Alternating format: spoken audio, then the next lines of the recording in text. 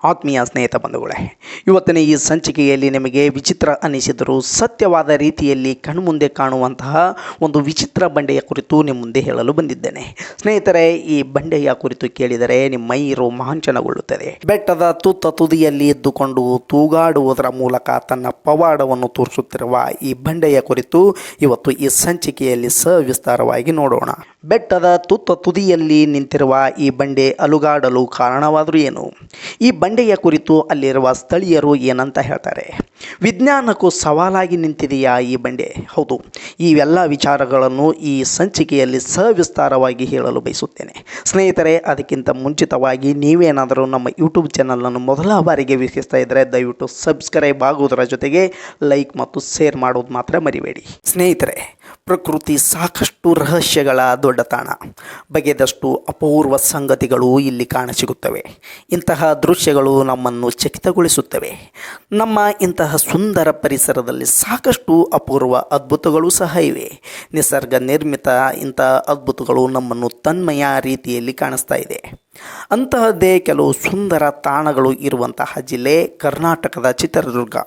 ಇಲ್ಲಿ ಅಲಗಾಡುವ ಬಂಡೆಯೊಂದು ಇದ್ದು ಸಾಕಷ್ಟು ವಿಸ್ಮಯಕಾರಿ ರೀತಿಯಲ್ಲಿ ಅಲ್ಲಿನ ಜನರಿಗೆ ಚಕಿತಗೊಳಿಸಿದೆ. ಆ ಬಂಡೆಯ ವಿಶೇಷವಾದ ಮಾಹಿತಿಯನ್ನು ತಿಳಿತಾ ಹೋದರೆ ವಿಚಿತ್ರ ಅನಿಸುತ್ತೆ. ಆ ಬಂಡೆಯ ವಿಶೇಷತೆ ಏನು ಅನ್ನೋದು ತಿಳಿದುಕೊಳ್ಳೋಣ. ಚಿತ್ರದುರ್ಗ ಜಿಲ್ಲೆಯ ಹೊಳಲ್ಕೆರೆ ತಾಲೂಕಿನ ಲೋಕದಳು ಗ್ರಾಮದ ದೊಡ್ಡಹೊಟ್ಟೆ ರಂಗನಾಥ ಸ್ವಾಮಿ ಬೆಟ್ಟದಲ್ಲಿ ಒಂದು ವಿಸ್ಮಯ ನಡೆಯುತ್ತದೆ. ದೊಡ್ಡಹೊಟ್ಟೆ ರಂಗಸ್ವಾಮಿ ಬೆಟ್ಟದಲ್ಲಿರುವ ಬಂಡೆಯೊಂದು ಅಲುಗಾಡುತ್ತದೆ. ಈ ಬಂಡೆ ಅಲುಗಾಡುವ ದೃಶ್ಯ ತುಂಬ ಸ್ಪಷ್ಟವಾಗಿ ಕಾಣಿಸುತ್ತದೆ. ಅದನ್ನು ರಂಗನಾಥ ಸ್ವಾಮಿಯ ಸಂದೇಶ ಅಂತ ಅಲ್ಲಿನ ಜನರು ನಂಬುತ್ತಾರೆ. ಸ್ನೇಹಿತರೆ, ಅಲ್ಲಿಗೆ ಬಂದಂಥ ಜನರು ಆ ಬಂಡೆಯ ಮುಖಾಂತರ ತಮ್ಮ ಬೇಡಿಕೆಗಳನ್ನು ರಂಗನಾಥ ಸ್ವಾಮಿ ಈಡೇರಿಸುತ್ತಾನೋ ಇಲ್ಲವೋ ಎಂಬ ಪ್ರಶ್ನೆ ಹಾಕುವುದರ ಮೂಲಕ ಆ ಬಂಡೆಗೆ ಕೇಳುತ್ತಾರೆ. ಈ ಬಂಡೆಯ ವಿಶೇಷತೆಯ ಬಗ್ಗೆ ತಿಳಿದು ನೋಡಿದರೆ ಹೊಳಲ್ಕೆರೆ ದೊಡ್ಡಹೊಟ್ಟೆ ರಂಗಸ್ವಾಮಿಯ ಬೆಟ್ಟದಲ್ಲಿರುವ ಈ ಬಂಡೆ ನೋಡಲು ಸ್ವಲ್ಪ ಬಸವನ ಆಕಾರದಲ್ಲಿದೆ. ಈ ಬಂಡೆ ಎಲ್ಲ ಸಮಯದಲ್ಲೂ ಅಲುಗಾಡುವುದಿಲ್ಲ. ಹಾಗೊಮ್ಮೆ ಅಲುಗಾಡಿದರೂ ಅದಕ್ಕೊಂದು ಅರ್ಥವಿರುತ್ತದೆ ಎಂದು ಇಲ್ಲಿನ ಜನ ಭಾವಿಸುತ್ತಾರೆ. ಈ ಬಂಡೆಯ ಬಳಿ ಬಂದು ಬೇಡಿಕೆಯನ್ನಿಟ್ಟರೆ ಆ ಬೇಡಿಕೆಯ ಪೂರ್ಣವಾಗುವ ಸಂದೇಶವನ್ನು ಅಲುಗಾಡುವ ಮೂಲಕ ನೀಡುತ್ತದೆ. ಈ ಸಂದೇಶವನ್ನು ಸಾಕ್ಷಾತ್ ರಂಗನಾಥ ಸ್ವಾಮಿಯೇ ನೀಡಿದ್ದಾನೆ ಎಂದು ಇಲ್ಲಿನ ಜನ ನಂಬುತ್ತಾರೆ. ಹಾಗಾದರೆ ಈ ಬಂಡೆ ಯಾವಾಗ ಅಲುಗಾಡುತ್ತದೆ? ಈ ಬಂಡೆ ಅಲುಗಾಡಬೇಕಾದರೆ ನಮ್ಮ ಬೇಡಿಕೆಗಳನ್ನು ಆ ಬಂಡೆಯ ಮುಂದೆ ನಾವು ಇಡಬೇಕು. ಆ ಬಂಡೆಗೆ ವಿಧಿವಿಧಾನಗಳ ಮೂಲಕ ಪೂಜೆ ಮಾಡಬೇಕು. ಮೊದಲು 3 ಸಣ್ಣ ಸಣ್ಣ ಕಡ್ಡಿಗಳನ್ನು ಇಲ್ಲಿನ ಬಂಡೆಯ ಹಾಗೂ ನೆಲದ ನಡುವಿನ ಅಂತರದಲ್ಲಿ ಇಡಲಾಗುತ್ತೆ. ಬಳಿಕ ಎಲೆ ಅಡಿಕೆ ತಂದಿಟ್ಟು ಬಾಳೆಹಣ್ಣು ಇಟ್ಟು ತೆಂಗಿನಕಾಯಿ ಒಡೆದು ಪೂಜೆ ಮಾಡಲಾಗಿ ಶ್ರದ್ಧೆ ಹಾಗೂ ಭಕ್ತಿಯಿಂದ ಬೇಡಿಕೊಂಡರೆ ಮಾತ್ರ ಈ ಬಂಡೆ ಅಲುಗಾಡುತ್ತದೆ. ಈ ಬಂಡೆ ಅಲುಗಾಡಿದ ವೇಳೆ ಆ ಸಣ್ಣ ಕಡ್ಡಿಗಳು ಮುರಿದು ಬಿದ್ದರೆ ಬೇಡಿಕೆ ಈಡೇರುವುದಿಲ್ಲ ಎನ್ನುವ ಅರ್ಥ. ಒಂದು ವೇಳೆ ಕಡ್ಡಿಗಳು ಮುರಿಯಲಿಲ್ಲ ಎಂದರೆ ಬೇಡಿಕೆ ಈಡೇರುತ್ತದೆ ಎಂದು ನಂಬಲಾಗುತ್ತದೆ. ಹಾಗಾದರೆ ಈ ಬಂಡೆಯ ಮುಂದೆ ಜನ ಏನೆಲ್ಲ ಬೇಡಿಕೊಳ್ಳುತ್ತಾರೆ ಎಂಬ ವಿಚಾರವನ್ನು ನೋಡಿದಾಗ ಸುಮಾರು ವರ್ಷಗಳು ಮದುವೆ ಆದರೂ ಸಹ ಅವರಿಗೆ ಮಕ್ಕಳಾಗದೇ ಇರುವ ದಂಪತಿಗಳಿಗೆ ಮಕ್ಕಳ ಭಾಗ್ಯವನ್ನು ಕರುಣಿಸುತ್ತದೆ ಈ ಬಂಡೆ. ಹೌದು, ಈ ಬಂಡೆಯ ಮುಂದೆ ಪೂಜೆ ಮಾಡಿ ಶ್ರದ್ಧೆ ಹಾಗೂ ಭಕ್ತಿಯಿಂದ ಬೇಡಿಕೊಂಡರೆ ಮಾತ್ರ ಬೇಡಿಕೆಗಳು ಈಡೇರುತ್ತದೆ. ಮಕ್ಕಳು ಆಗುವ ಯೋಗ ಇದ್ದರೆ ಈ ಬಂಡೆಯ ಕೆಳಗಡೆ 3 ಕಡ್ಡಿಗಳನ್ನು ಇಟ್ಟು ಭಕ್ತಿಯಿಂದ ಬೇಡಿಕೊಂಡರೆ ಬಂಡೆ ಅಲುಗಾಡಿದಾಗ ಅವರಿಗೆ ಮಕ್ಕಳ ಭಾಗ್ಯ ಇದೆ ಎಂಬ ಸೂಚನೆಯನ್ನು ಈ ಬಂಡೆ ಅಲುಗಾಡುವುದರ ಮುಖಾಂತರ ನೀಡುತ್ತದೆ. ಮಕ್ಕಳಾಗುವ ಭಾಗ್ಯ ಇದ್ದರೆ ಕಡ್ಡಿಗಳು ಕೂಡ ಮುರಿಯುವುದಿಲ್ಲ.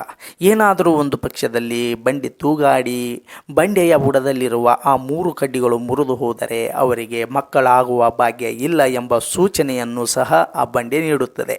ಹೀಗೆ ಬಂಡೆ ಭವಿಷ್ಯ ಕೇಳಿದಂಥ ಹಲವಾರು ದಂಪತಿಗಳಿಗೆ ಮಕ್ಕಳು ಸಹ ಆಗಿವೆ.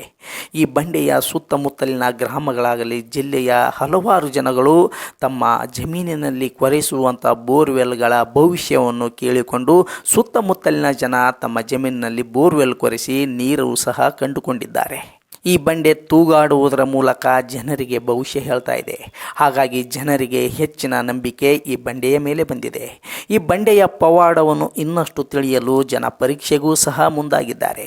ಆದರೆ ಈ ಬಂಡೆ ಯಾಕೆ ಅಲುಗಾಡುತ್ತಿದೆ ಎಂಬ ವಿಚಾರ ಯಾರಿಗೂ ಇಂದಿಗೂ ಸಹ ತಿಳಿದಿಲ್ಲ. ವೈಜ್ಞಾನಿಕವಾಗಿಯೂ ಈ ಬಂಡೆ ಅಲುಗಾಡಲು ಕಾರಣ ಏನು ಅಂತ ಪರೀಕ್ಷೆಗೆ ಒಳಪಡಿಸಿದರೂ ಸಹ ವಿಸ್ಮಯ ಎಂಬಂತೆ ಈ ಬಂಡೆಯ ಕುರಿತು ಯಾವುದೇ ರೀತಿಯ ಮಾಹಿತಿ ಬಂದಿಲ್ಲ. ಹಾಗಾಗಿ ರಹಸ್ಯಮಯವಾಗಿರುವಂಥ ಈ ಬಂಡೆಯ ಕುರಿತು ಇನ್ನೂ ಕುತೂಹಲಕಾರಿಯಾದ ವಿಚಾರಗಳು ಅಲ್ಲಿನ ಜನಕ್ಕೆ ಅಚ್ಚರಿಯನ್ನು ಮೂಡಿಸ್ತಾ ಇದೆ. ಅದೇನೇ ಇರಲಿ, ಈ ಬಂಡೆಯ ಮುಖಾಂತರ ಅದೆಷ್ಟು ಜನರಿಗೆ ಒಳ್ಳೆಯದಾಗಿದೆ ಎಂಬ ಮಾತನ್ನು ನಾವು ಮನದಲ್ಲಿಟ್ಟುಕೊಂಡು ಈ ಸಂಚಿಕೆಯನ್ನು ಮುಗಿಸ್ತಾ ಇದ್ದೀವಿ. ಸ್ನೇಹಿತರೆ, ಈ ಬಂಡೆಯ ಕುರಿತು ಹೆಚ್ಚಿನ ಮಾಹಿತಿ ಅಥವಾ ಈ ಊರಿನ ಮಾಹಿತಿ ತಿಳಿದುಕೊಳ್ಳಬೇಕಾದರೆ ನಮ್ಮ ಡಿಸ್ಕ್ರಿಪ್ಷನ್ ಬಾಕ್ಸ್ನಲ್ಲಿ ಆ ಊರಿನ ವಿಳಾಸವನ್ನು ಹಾಕಿದ್ದೇನೆ. ಸಾಧ್ಯವಾದರೆ ಆ ಸ್ಥಳವನ್ನು ಸಹ ನೀವು ವೀಕ್ಷಿಸಬಹುದು.